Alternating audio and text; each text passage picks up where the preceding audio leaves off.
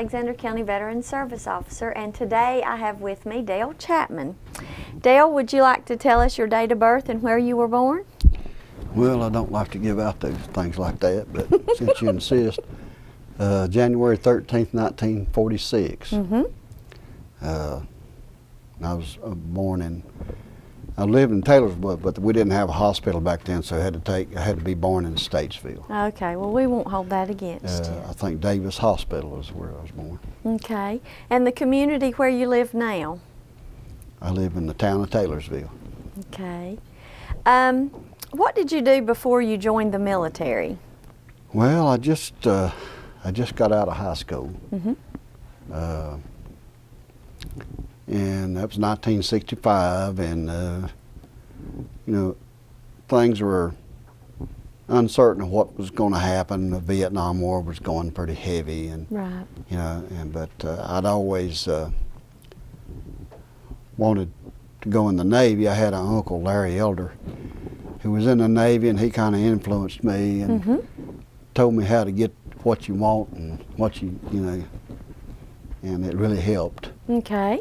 And he spent 30-some years in the Navy Reserves and retired a warrant officer. Okay. And so he was a big influence on it. And, you know, everybody was getting drafted. I was going to CVCC and just got tired of going to school and just went down and joined the Navy.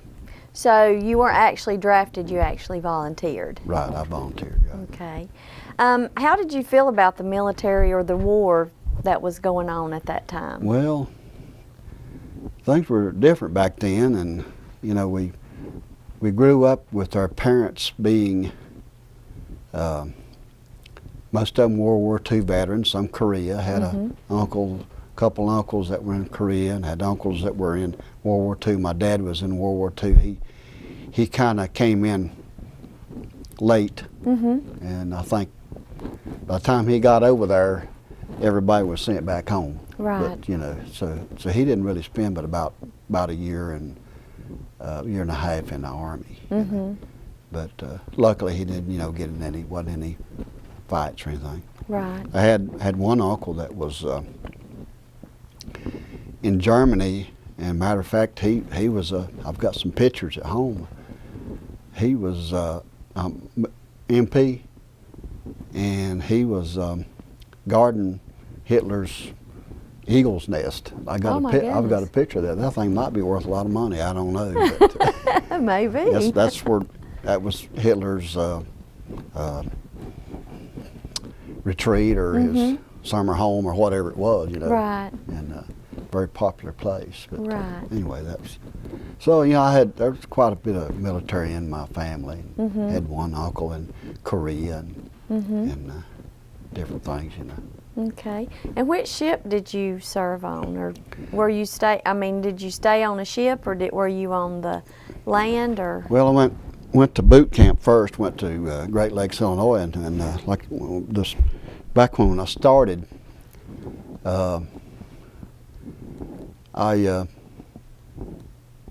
like I said, I went down and joined the Navy, and then went home and told Mom, you know. How'd that go over? Well, she said, I'll never forget this. Like a tear kind of comes to my eye every time I think about it. And she said, I told her, I said, Mom, I joined the Navy. She said, well, when do you got to go? And I said, tomorrow. And, you know, it kind of hit her, and I didn't. Yeah. You know, back then, when you're 19 years old, you know, you don't think about older people's feelings, you know. Right. And it just kind of. And she started crying about it, and she got over it though. But I felt bad about the way I did that, you know. Right, And, right. But to this day, she's already passed away now. But I think about that all the time. You know. So how long did you serve in the Navy? I was in 4 years. Okay, and what was your highest rank? I was a second-class petty officer, which is E5. I think it's a sergeant in the Army. It's I think a general in the Marine Corps. You may be right about that. Anyway.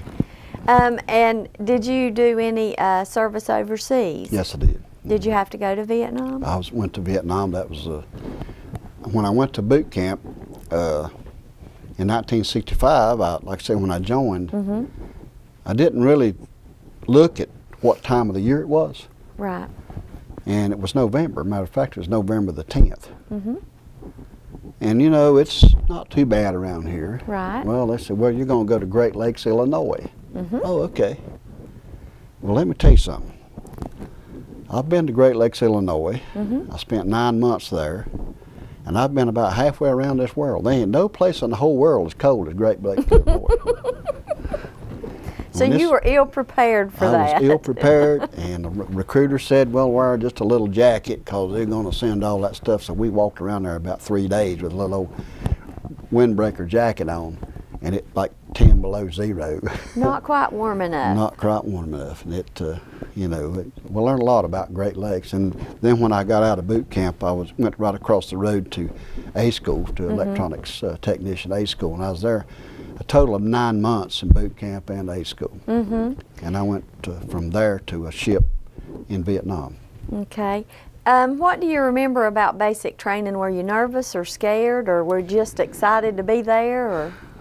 Well, basic training was not that bad. The cold was the worst thing about basic training. The rest of it was, I mean, you know, I had played sports and some in school, and was, you know, I guess pretty well in shape. Not that great, but right. You know, pretty well in shape. But it was not. The cold was the worst part. It was just like a constant knocking on you. Right. Yeah. What did you envision the military would be like after you joined? Were you surprised, or were you? It was just kind of what you expected, or? Well, little history about Great Lakes. It's been there since 1750 something other. I mean, it's still just like it was in 1750 or whatever. And you go in there at night, and it's cold and drizzling rain and freezing, and here these old buildings look like, you know, the dungeon. And I was ready to come home. I bet you were. No, I don't blame you. Hey, I wasn't the only one. But you adapt, and you know, if you talk to anybody that's ever been in the military, they might go to a place. They might, you know, back then Fort Bragg was a kind of a bad place. Right. But after you adapt, you know, and Norfolk, Virginia got a bad name, you know. They had signs out, sailors and dogs keep off the grass, you know, stuff like that. And then they found out, God, these military people spend a lot of money here in our town. So anyway. Better be nice to them. So you learn to adapt, and you know that what I'm talking about. Right. As many years you spent in there. But like I said, if you go on a ship or go to a duty station, you might not like it, but after a few days, you just kind of acclimate and everything's fine. Just get on with life. You both got different friends, you know. You know, you make friends everywhere you go. You know that. Right. Do you remember any of your instructors in basic training, and if you do, what stands out about them? Well, we had this one instructor, and he spoke English, but I can't repeat the English that he was. Okay, please don't. Okay, but you know, he was. But if you did what he told you, that what you were supposed to do, you had no problem. Right. But if you didn't, he was on you. This poor old boy. He was from Granite Falls. You know, I've never looked up this fella, and I should. Maybe he's not still living now, but he dropped his shaving cream, and it hit the corner of the bunk. You know, spray bottle. Right. And it busted it. And, you know, and he jumped all over him. He had him crying. I'm telling you right now, and I felt so sorry for that guy. I just couldn't, you know. But like I said, if you, he was all right. I mean, he was really tough. He must have been a Marine for you, so maybe. Maybe so. Right. So the friends that you made when you were in the military, did you keep in touch? Do you still keep in touch with them? I have two that we send Christmas cards to, and I got one lives in Missouri, and one of these days I'm going to ride my motorcycle out there and just come up and knock on the door. Right. You know.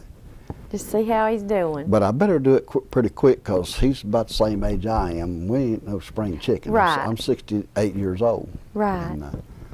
And might do it this summer, you know, if I get a chance to go out there. There you go. But he got a big 60-acre farm or something or other out there. Oh, wow. Yeah. He was in the electronics field too, but he, I guess he got smart and he drove a truck for UPS for about 30 years. Well, anyway, we send Christmas cards. Right. And maybe a little note. That's about it, you know. Okay. And another guy lives in up in Cape Cod. We send cards to him every once in a while, you know. What did you think of your officers when you were in the military? I was very lucky, and the first ship I went on, the USS New London County, was an LST, and it had 90 officers. I mean, 90 enlisted and 9 officers, 99 crew. And as I said, 90 men and 9 officers. So, and the captain of the ship was a lieutenant, which is a same as a captain in the Army. Right. Yeah. And he was the captain of that ship, and he was very good. And they kind of had it's pretty kind of tight quarters on that LST, and you know, the officers, they had their own little quarters, but still it was a pretty good relationship. Right. They all liked our department. The department I was in electronics. And if they had any radios or anything like that, they had somebody that could fix them. So right. You know, it's kind of like a checks and balance thing. You know. There you go. And it worked pretty good. So your job in the military was electronics. Right. I worked on. I had a secret security clearance, and I worked on some very highly sophisticated stuff then. Right. And now I fix washing machines. Yeah. That's pretty sophisticated too. They are. And everybody that you fix their washing machine, they love that. Okay. What was your most memorable experience? Most memorable. You mean good memory or? Either one. Getting out. Well, something besides that. Well, when I had one experience that I think about a lot and have for many, many years. It's been almost 50 years. And the first ship I was on, the LST, it was in Vietnam, and we carried cement, bombs, small arms, Agent Orange, to different places. We usually picked all this stuff up in Kaohsiung, Taiwan. And it was loaded on the ship, and we took it to different places. We were going up the Mekong River to Can Tho, I believe that's where we was going to take it. We had all these bombs, and you know, it was all crated up. Right, right. right. The but LST, you knew what you were I'll show you a picture of an LST here in a minute. It's all hollow in the middle. You know, it's really to carry tanks. That's what it was designed for. And it's got a bow. If you've ever seen any John Wayne movies, it's that thing that the doors come open. You know. Okay. You know, and but we were going up the Mekong River, and we passed by little villages. And the captain, I don't know where he got candy and stuff like that. And we'd go up, and little kids would come out in little boats, and we'd throw candy out, just like basically what we're doing at Christmas on the parade. You know? Right.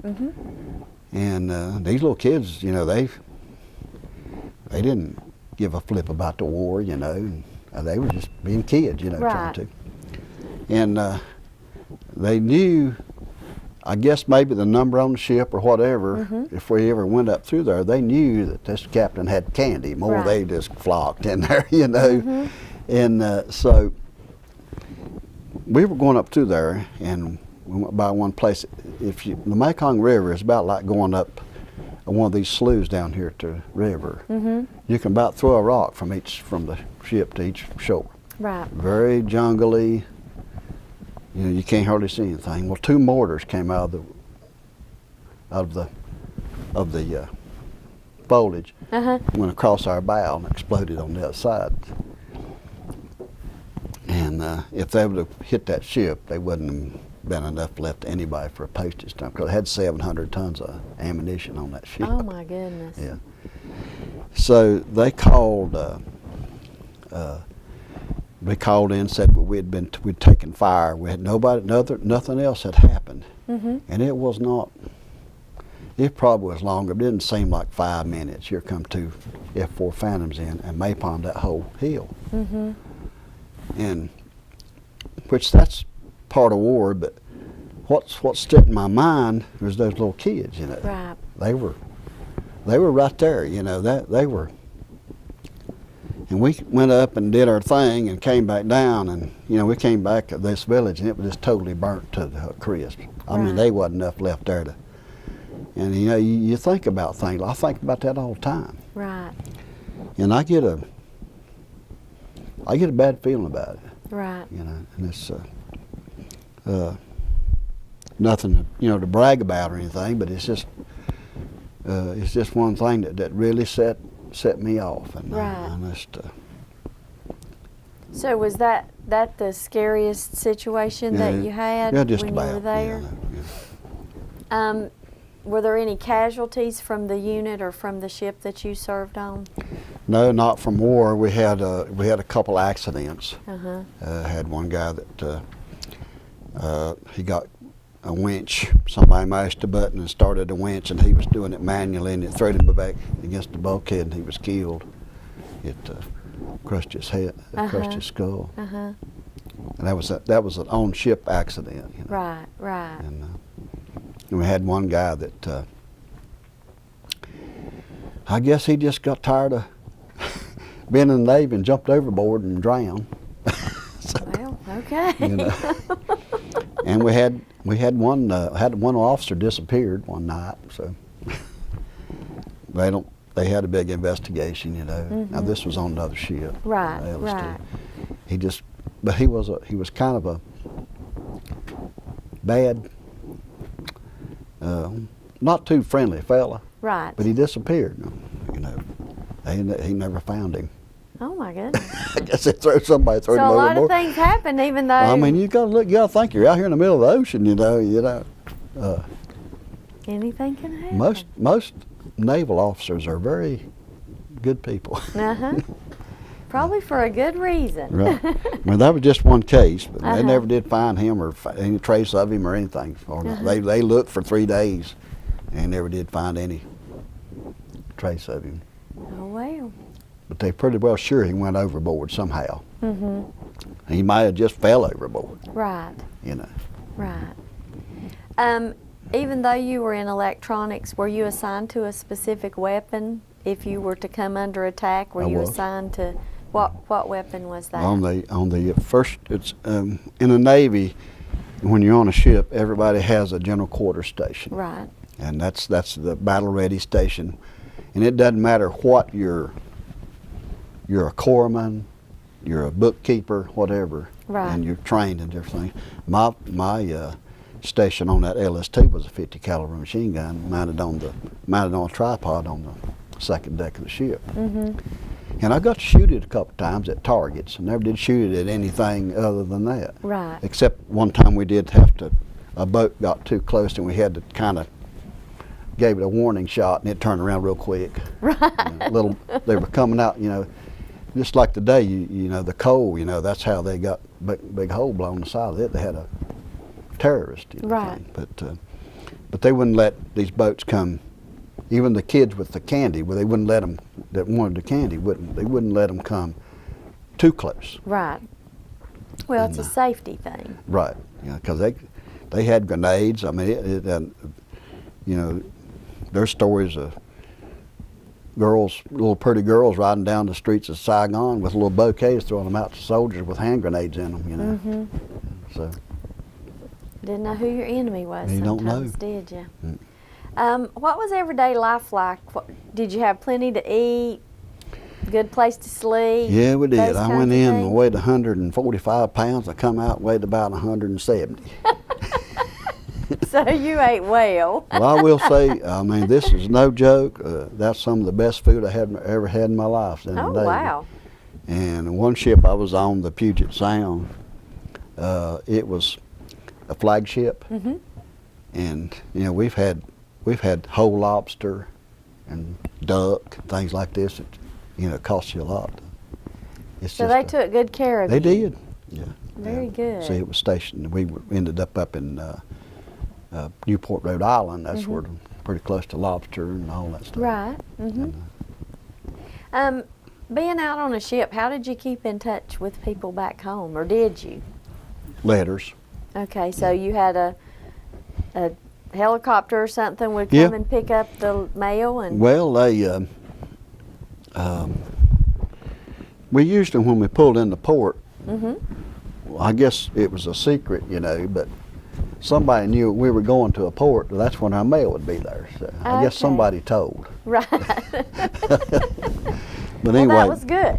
that brings up a nice little story here. Okay. And when you're on a ship and a new guy comes on, Uh-huh. he gets indoctrinated. You know, Okay. like, Can you tell us about that? Yeah, we can. Okay.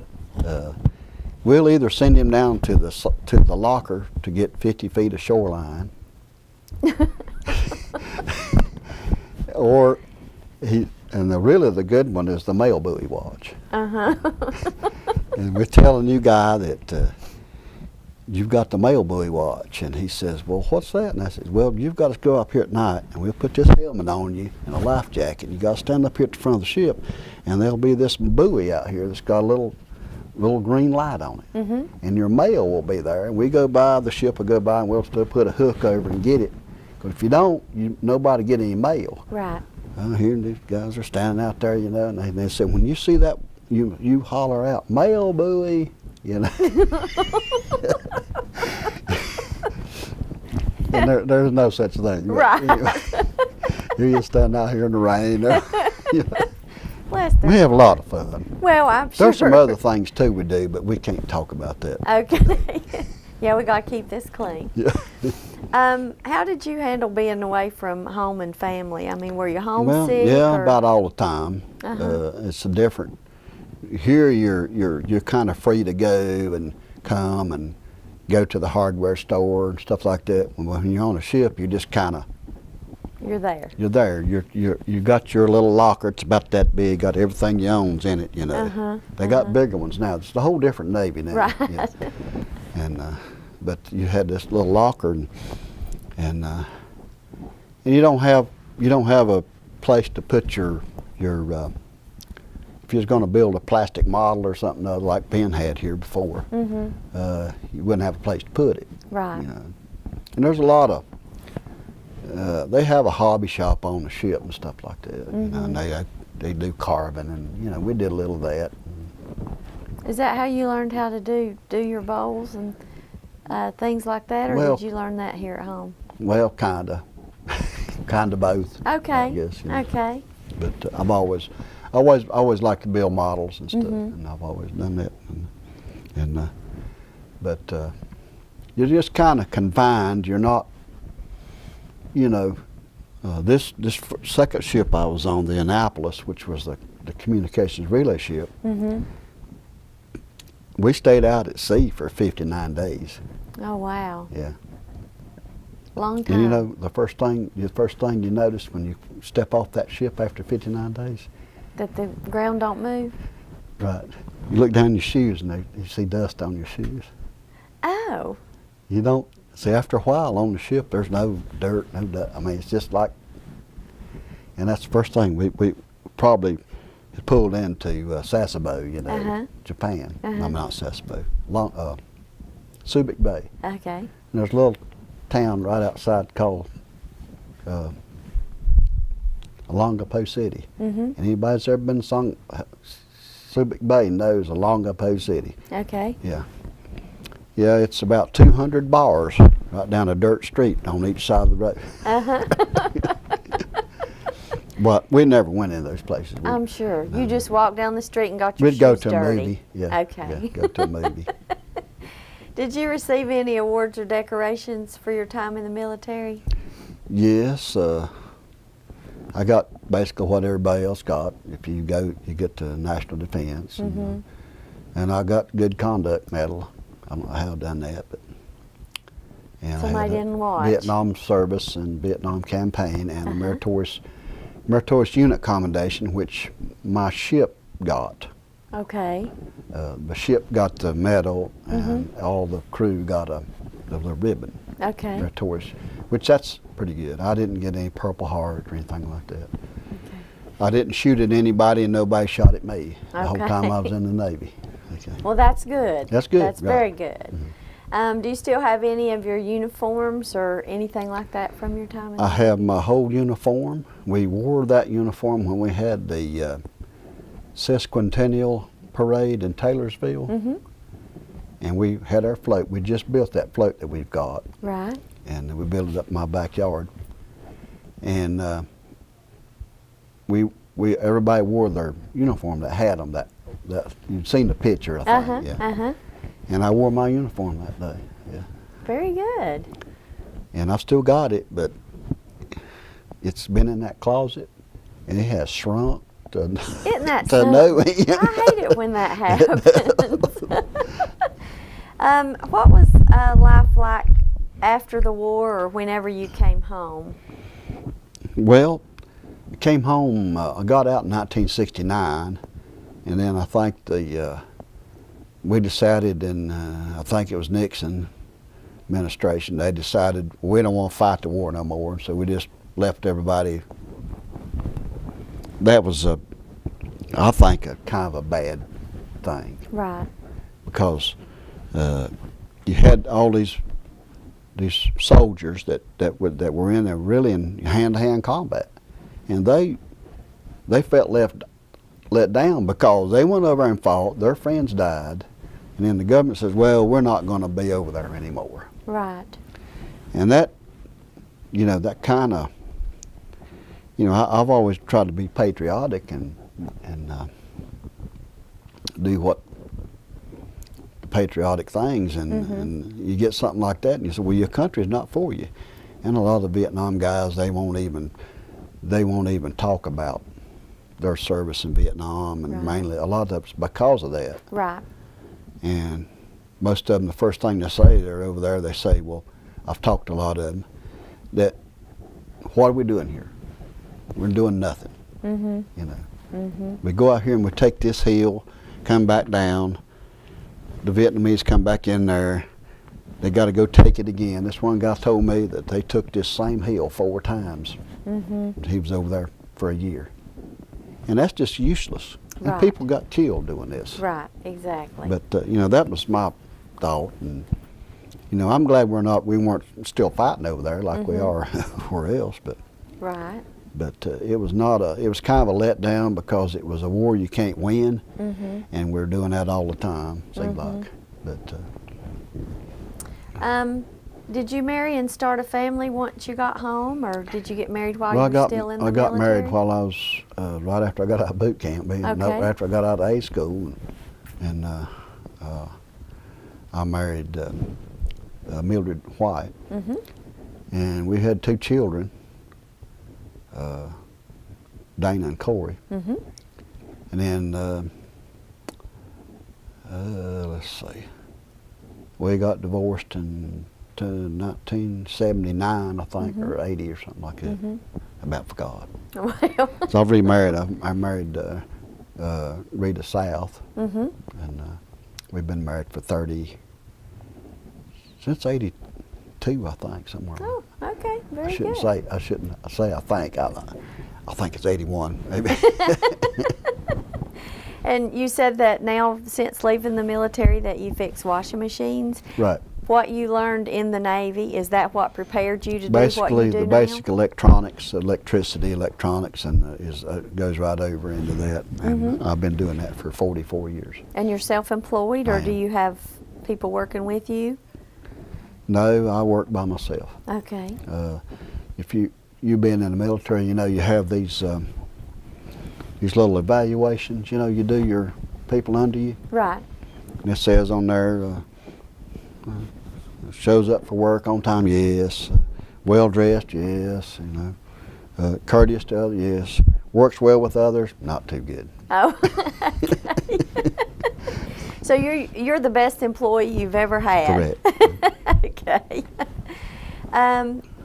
Are you active, or do you belong to any local veteran service organizations? I do. I belong to the DAV, the VFW, and the American Legion. Mm-hmm. And you're also a member of the Veterans Committee as well. I'm a member of the Alexander County Veterans Committee. Mm-hmm. I'm co-chairman, I believe. Mm-hmm. with you yours are. truly. What would you say to the youth today that were interested in the military? What kind of advice would you give them? Give it a shot, because you know, I know it's pretty hard to get in now. Well, I don't think it's that hard. You just really have to. They're looking for quality people. Right. Which, not taking anything away from all the people that's ever been in. A lot of people went in the military back in my day. They weren't real quality, but it made quality people out of them. Right. And that's evident a lot of our friends and people that's in our organizations. Right. And it turned a lot of people's lives around. Mm-hmm. That were headed the wrong way. Right. And I can name several. Right. And they appreciate it. Mm-hmm. But a lot of the younger people today, you know, they say, well, I say something about going in the Navy, Air Force, and they say, well, yeah, but there's a war going on. I said, look, we have been at war since 1776. Mm-hmm. You stop and think about it. There's been some slowdowns. Right. But freedom does not come free. Exactly. You have to work for it. Exactly. Okay, now I'm going to ask you a question about this jacket you have on. It says plank owner. Right. And I'm sure there's a lot of people that don't know what that means. So can you tell us what will. that means? The fourth ship I was on now, I was on 4 ships in 4 years. Uh-huh. You know. So you moved around a lot. That's a lot. Yeah, they didn't kick me off. Right. It just so happened that the first ship I was on was, they decommissioned it after we was on it 6 months, and so I went to the second ship, and then the third ship, I was on it. It was out of New York, Brooklyn, New York. Uh-huh. And being stationed in Brooklyn, New York is worse than being stationed in Vietnam. You know. I believe that. It is. So it was kind of a boring thing, and they came up with this, they wanted volunteers to go to this new ship being built in Bremerton, Washington, all the way across the United States, up in the northwest up there. Never even hardly heard of the place. So we volunteered. They always tell you, never volunteer. Is that good advice, never volunteer? No, this was good volunteer. Oh, okay. So there were several of us that we volunteered for that, go to that ship, and it was very good. And we were the first crew on the ship. When you're the first crew on the ship, you're a plank owner. Okay. Back in the old wood ship days, they used to carve your name on the deck, and I guess if the ship didn't burn up, you was all right. Right. But it's kind of a traditional thing. And I was on the Puget Sound. I'm a plank owner, and I have a big plaque, a big certificate, and all that good stuff, you know. Now, did they just recently retire the ship or decommission the ship? The ship was decommissioned in 1996. Okay. And I was invited, my name got put in the pot, and I was invited to the decommissioning, and I went. And we were sitting right up there with all the admirals and everybody else, you know. That was well, you were just as important as they were. It was on a that very, ship. there were 6 people there that were plank owners on the ship, and we got treated like royalty. As you should, Yeah. as you should. Do you have anything else you'd like to say? Any other things you'd like to tell We us? about covered it. Don't want to run all the tape out here, but I think we're fine. I've got some pictures of Okay. the ships I was on, but we've pretty well talked about them. Well, if you don't have anything else to say, Right. I'm going to go ahead and I want to thank you for talking to us today. Thank you for sharing your stories and your pictures. And thank you for your service to our county and to our country. Thank you very much. Thank you very much. What is this? This is a Chinese pagoda in Kaohsiung, Taiwan. That's where we carried stuff from Taiwan to Vietnam, cement and whatever. Okay. And they liked us real well there because we spent money there. Well, that's good. And we get a cab and go out to this. This is This is a big park there, and it's got all kinds of stuff. And you can walk. You can go up the top of that pagoda. It's a pretty good little climb. I don't know if I can do it today or not. Right, but you were able to do it back then. Oh yeah. Okay. And this is a picture of me and when I was 20 years old. Now, is that when you first got in, or were you already on your I've first been in assignment? probably. That was in 1967. I believe it was 1967 on that. I've been in a year and a half or so. Okay. I just made E4 there. And this is just a couple pictures showing a white uniform and a working uniform. This is our working uniform. And Now, those are the dungarees that they right, used to call them? It's just a blue cranberry shirt and blue pants. That's what we worked in. Had your rank on it. Right. And this has my rank on it, and the little hydrogen atom in the middle depicts electronics technician. Oh, okay. So that part right there. Little Okay. hydrogen atom. Very good. This is the first ship I was on, USS New London County. Now, is this the one that you were on in Vietnam? Vietnam, yes. Okay. And if you notice, it's long and slim. It's LST 1066. LST, long, slow target. Or what's That the was just it. official title? It's Landing ship tank. Landing ship tank. And if you ever seen John Wayne movies, this whole front end opens up here, and the tanks come out, whatever. And So underneath here is where you were talking about you were hauling the bullets and the Agent Orange, all and that kind of stuff. And Okay. they just fill that whole hole. It's just hollow in there. And the living quarters are along between the inside and outside of the. Okay. That's where you slept, down under here, Okay. in there. And now this gun emplacement was talking about was right here. There's one there, and there's one there. See, there's a 5-inch gun Right, right you here. can see that one. It's a 5-inch gun there. It had quite a few guns. One back here, Okay. the 50 calibers, 30 calibers up here. So if somebody messed with y'all, they were gonna get a little taste of Yeah, their own we medicine. never, and about 6 months on this ship, they decided to decommission it and give it to the Koreans. And Okay. they did. Were you sad? No, happiest Okay. day of my life. Okay. That's the roughest riding ship in the Navy. Okay. Then they just shipped us over. It took about a month to get there. Went to this ship. This is a USS Annapolis. It is a AGMR-1. It is a communications relay ship. Okay. If you see all these, that's antennas. Oh, okay. It did a little spying too, I think. Well, that's all right. This ship had equivalent of its RF energy output, which is radio, was 2 million watts. Oh, wow. Our little radio station right here is 500 watts. Oh. Okay. During the daytime, it goes down to 250 at night.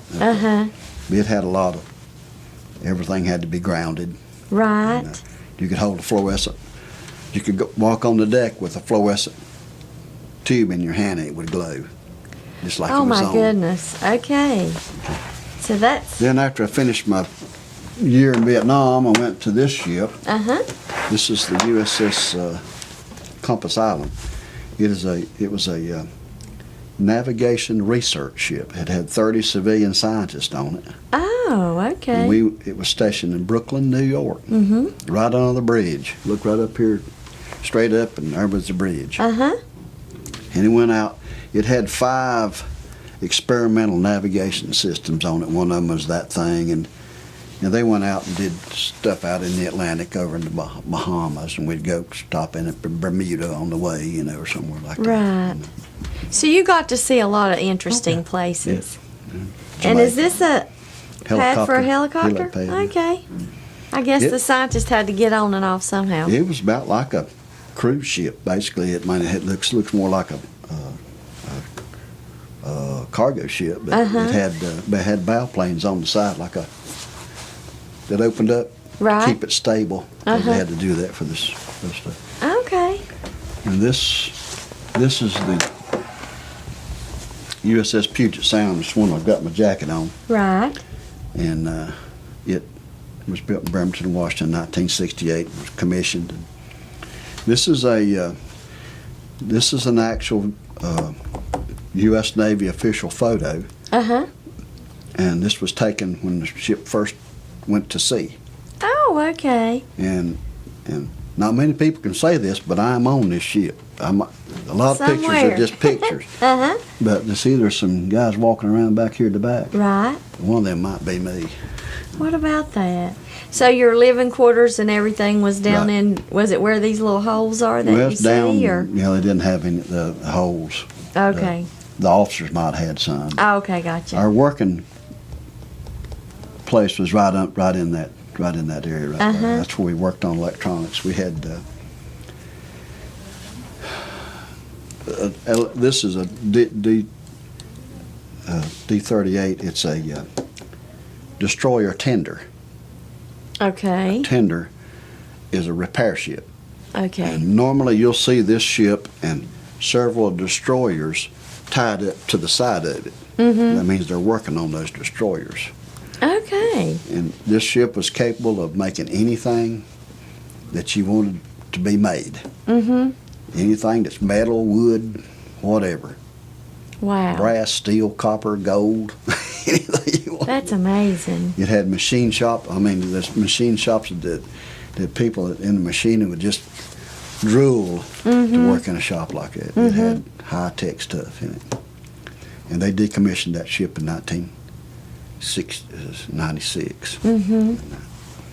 Wow. It's amazing because you don't think of having stuff like that on a ship, you know, all that equipment and to do all that stuff. But I guess if you have to fix something, and you're at sea, you just have to fix it. They sold it for scrap.